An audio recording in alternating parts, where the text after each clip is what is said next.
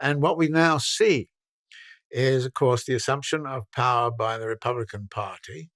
And one of the first things they're saying is they're not going to increase the debt ceiling unless there are equal kind of reductions in social expenditures. So it's social expenditures, not expenditures on the military and all the rest of it, social expenditures.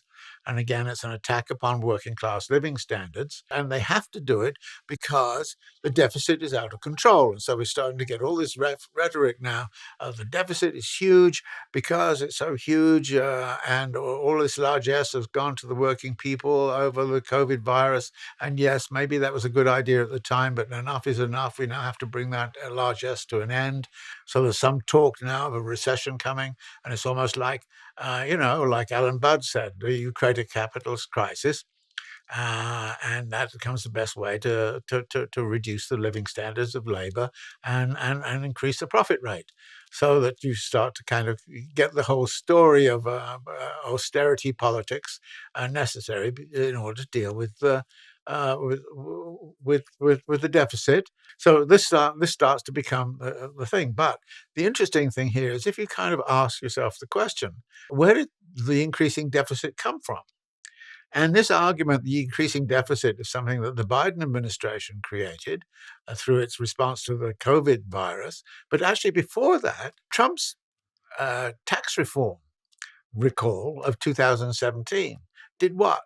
It actually gave a huge amount of benefit to the capitalist class, particularly to the top 1%, top 10%, and to capitalist corporations.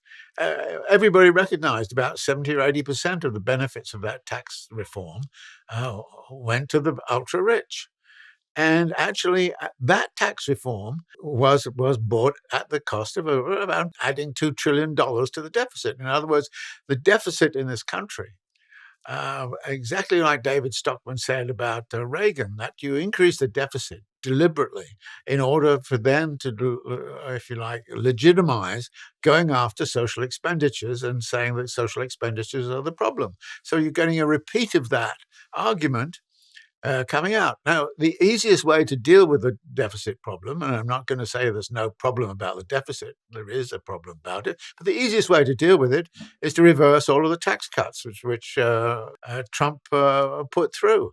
I mean, just reverse them, and then you've got $2 trillion off the debt immediately, almost, by simply reversing the tax cuts. So what we have here is kind of a notion. If you look and kind of ask where the problem lies in the economy right now and why we're talking about a recession, is because what the bourgeoisie and the real geniuses of economics and so on, right-wing economics, are doing is exactly what was being done before, which is to increase the deficit and then say, well, we have to claw back that deficit by reducing social expenditures, reducing all this stuff on Medicare, reducing all this stuff, cutting back on this forgiveness of debt and all the other things that the Biden administration has been doing. In other words, you attack entirely the social policies of the Biden administration on the grounds that you're retiring the debt, but the debt you're